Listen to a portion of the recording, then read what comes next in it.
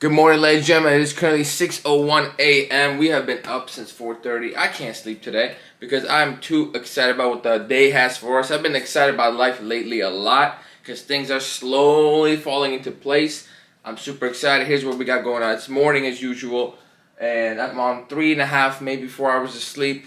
I got more energy. I haven't even had coffee today, so that's the first thing we'll do. We'll have a cup of coffee, and we just put a property under contract last night. Actually, we got an agreed price, so we got to send the contract out this morning.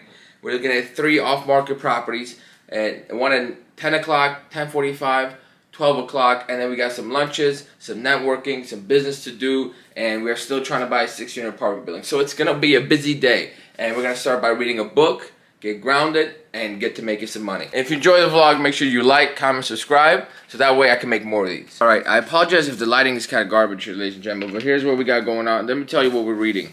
We got 3 books on the horizon. This is what we're reading. We're almost done with it. Amazing book about the corporate structures, how to become a CEO, or how he became a CEO of Disney. Next, we got the 9-figure mindset. We're going to go into this next because we're trying to buy a business. And then multifamily acquisition. I like it. It's small. That's how I know it's going to be a really good book. Quick, easy, and straight to the point. Alright, reading is complete. It is now 7:24. Not sure if you guys could see that.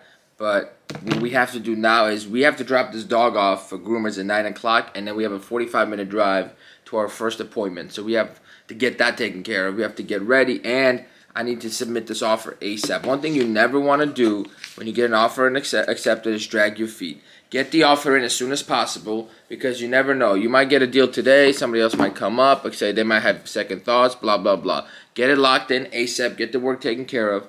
And if you know your contracts like I know my contracts, I know I can always get out of anything within the first 5 days. So my priority is locking it up. Then I could do my research and make sure that, I'm making the right decision, this, that, and the other. With this specific property, I know I'm making the right decision. So I'm pretty confident we're going to keep moving forward. And I'm going to get that property taken care of ASAP. I'm excited. I'll show you to you when we actually close. We're in the car, ladies and gentlemen, and we are running beyond late today. We have to drop off my dog at the groomers at, I think, 9:30. And then we have a 45-minute drive. So we're going to be late to our 10 o'clock, and that's okay. Along the way, here's what happened. The deal we had put under contract, we had agreed to a set price, and the guy messages me. He's like, hey, I'm going to net this number, right? I was like, I don't know where you got that inclination from. You're netting everything after closing costs.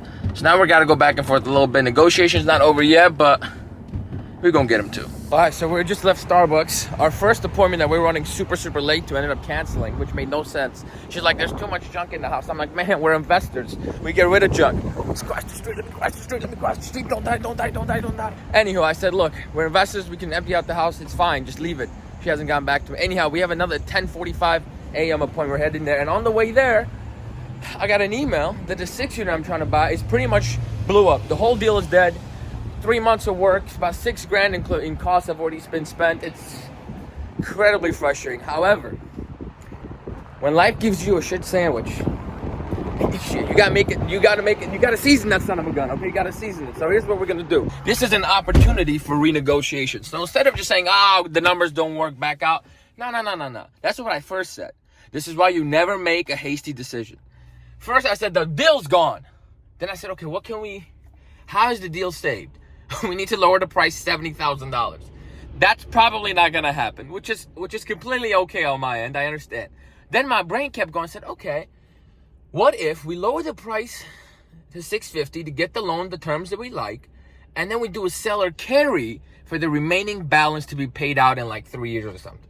So that way the seller gets their money, we get a great deal, and we get very, very good financing. So that is the angle that we're gonna go to. We're gonna talk to some investors and see what we can put together. Let's go. Okay, so we're just leaving property number 1 of the day, and oh my God, it is disgusting.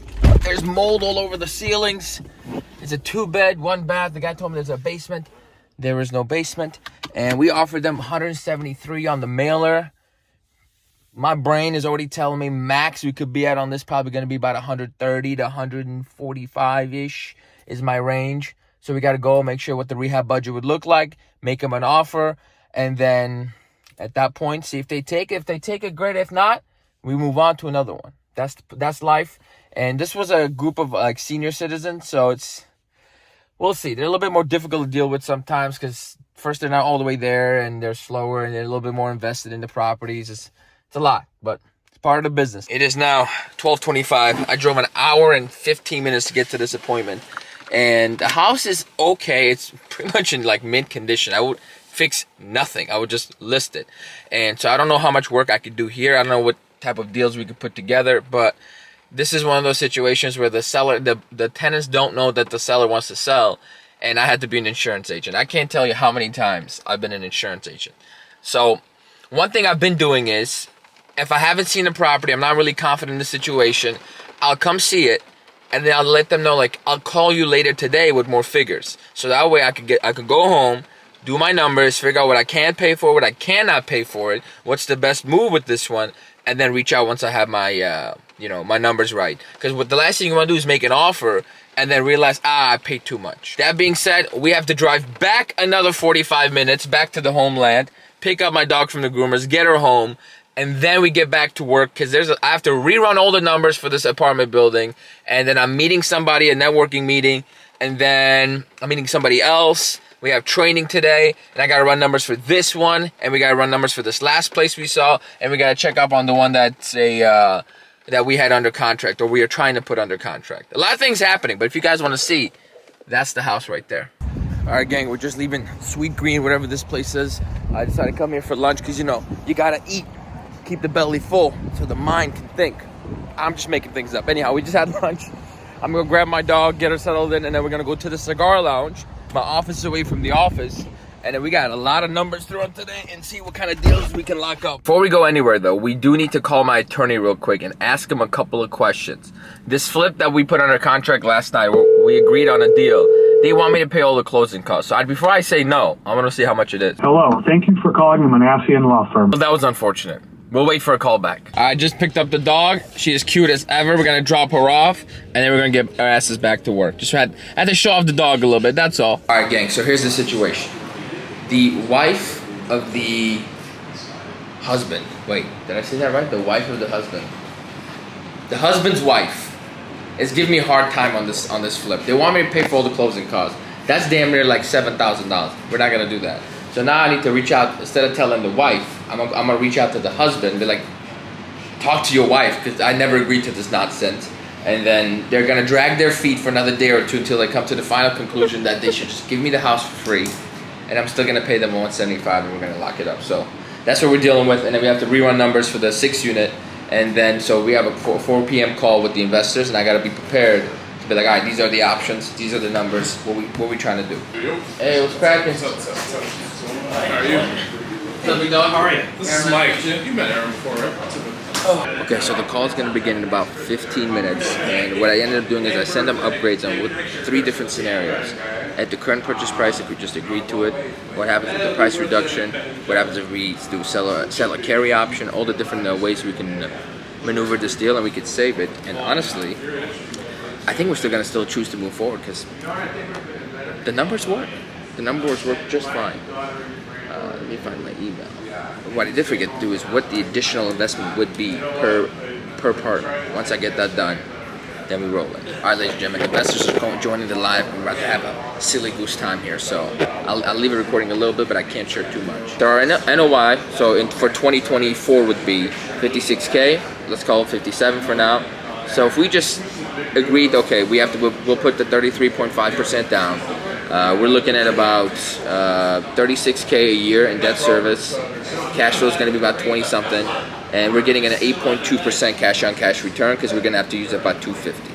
So if we do absolutely nothing, we just agree to move forward. These are what the figures would look like.